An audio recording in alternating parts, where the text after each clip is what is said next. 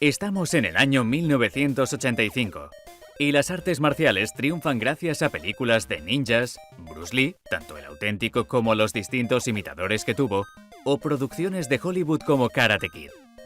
El mundo del videojuego ya se había hecho eco de esta moda, dándonos juegos como Kung Fu Master, recreativa lanzada el año anterior, o Year Kung Fu, publicado este mismo año, por citar un par.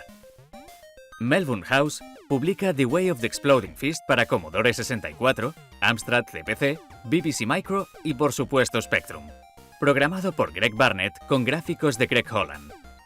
Pero, ¿qué hace especial a este juego, aparte de un nombre largo y difícil de pronunciar? Pues un mayor nivel de realismo del que nos tenían acostumbrados el cine y los videojuegos. Es un juego que se inspira en el karate como deporte de competición, aunque luego incluye detalles fantasiosos como el desplazamiento mediante volteretas, pero se encuentra mucho más cerca de un simulador que de lo que años después nos ofrecerían juegos como Street Fighter o Tekken.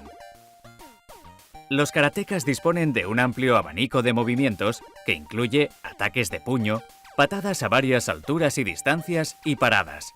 Se ejecutan a una velocidad ajustada que permite ver venir los ataques durante una fracción de segundo y reaccionar a los mismos.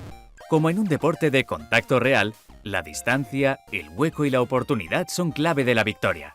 Acercarte con cautela a tu rival, ser capaz de ver el momento en el que el adversario baja la guardia y lanzar el ataque correcto en el momento justo. No hay barra de vida. El combate se detiene cada vez que es ejecutado un ataque con éxito. Si la distancia no es la correcta o el adversario realiza una parada, el golpe no tendrá ningún efecto. Un ataque limpio y perfectamente ejecutado te dará un punto, pero solo ganas medio punto si la distancia o la ejecución no son perfectos. 2 puntos enteros deciden el combate. Así que no se trata de uno de esos juegos en los que puedes aporrear los botones a lo loco y ganas de casualidad, sino que cuando atacas tienes que tener claro cómo, cuándo y por qué. Y eso es todo, porque básicamente se trata de ir superando adversarios cada vez más duros, mientras vamos ascendiendo en la escala de cinturones hasta llegar al 10º dan. El otro punto fuerte de The Way of the Exploding Fist es el multijugador. Repartir con un amigo el joystick y el teclado, normalmente al que le tocaba el teclado jugaba en desventaja, y darle una paliza haciendo gala de las habilidades aprendidas en el modo de un jugador. En el apartado técnico cabe destacar los gráficos que son bastante buenos y las animaciones suaves y fluidas.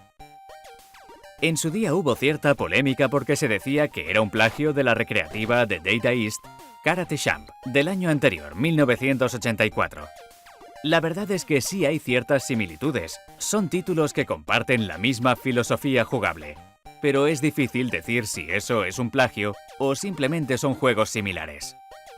El juego recibió altas puntuaciones en las revistas de la época y ganó varios premios. Un gran juego que aún se mantiene jugable a día de hoy. No es un machacabotones, pide reflejos, pero también pide cabeza, analizar la situación y tener claro lo que estás haciendo. Solo así puedes llegar a convertirte en un maestro del karate.